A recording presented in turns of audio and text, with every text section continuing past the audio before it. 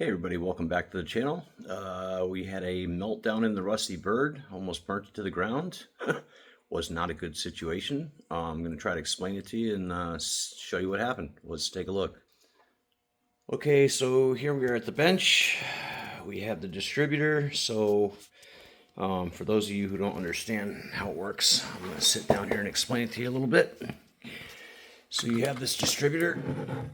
Sits inside the motor. You have a gear right there. That gear in turn gets spun to the distributor. This in turn spins. Okay? So when that spins, this spins inside of this cap. And as this spins, as you can see all the copper pieces there, this makes the edge of this, hold on. The edge of this right here makes contact with the inside of those, which in turn, you have power coming from a coil, okay? And then you have wires that come down through the bottom into the wiring harness. So let me explain what happened. A few weeks ago, Friday night, I take the car out for coffee. Beautiful night, 65 degrees, about 3 miles away. I bring the car home. I shut it off. I go to open the garage door. Car will not start whatsoever. So I check for fuel. I have fuel. I pull spark plug number 1. I check for spark, and the spark is minimal, if nothing. So pull the cap off and start looking at things. And so at first, I thought the module went bad, this right here. So I had a GM module. I replaced it with that. Went to go start the car. Car would not start. A friend of mine came over. We did a little bit of investigation. We pulled the cap off the distributor. So the cap goes on top of the distributor like so. Like so. So I pulled the cap off, and I found some parts inside of there. So let's get to what happened. Here's the rotor. Well, here's what a good rotor looks like. So you have this little tab right here that's going to spin. That has a little piece right on the top of the cap right there. That's going to make a connection. And again, this is going to pick up the edges of the cap and go through your firing order. Well, when I pulled the distributor apart in the Rusty Bird, I found this. So let me explain to you exactly what that is. So this normally was be placed like so. And this right here is supposed to look like this right here. So to make a long story short, this failed. You know, you can see that this was supposed to be, I don't know if I can get a better angle on this. That's supposed to be like that, guys. And as you can see, you know, there's a 90-degree bend there, and that right there is not a 90-degree bend. That's a total twist. So what happened was this broke off, okay? And now, you know, I'm still trying to start the car, but nothing's happening. So as I was in the car trying to turn the key, I see some smoke come from the distributor. So I go to investigate. And this is what we find right here.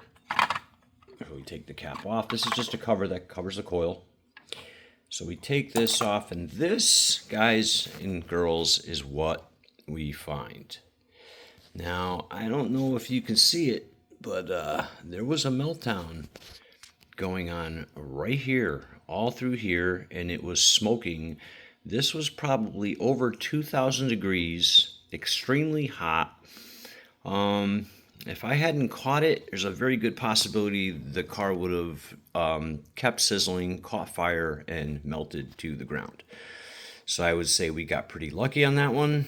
What was the fix? So luckily for me right now, I have two cars. I have a bunch of parts in stock, and I had another distributor, and I had another distributor. I had another module. So we plugged that in there. It was amazing. We pulled the cap off. The motor was already sitting at top dead center at number one. We weren't sure if it was 180 degrees off or not, so I just dropped the distributor in and turned the key, and it was instant fire immediately. So again, here was the cause of the problem. Why it, I couldn't figure out why in the life of me that would happen. But again, if this piece right here, is not making connection with the inside of that cap and it breaks off, then you have this other little piece. Sorry. Now you have this other little piece right here that is arcing.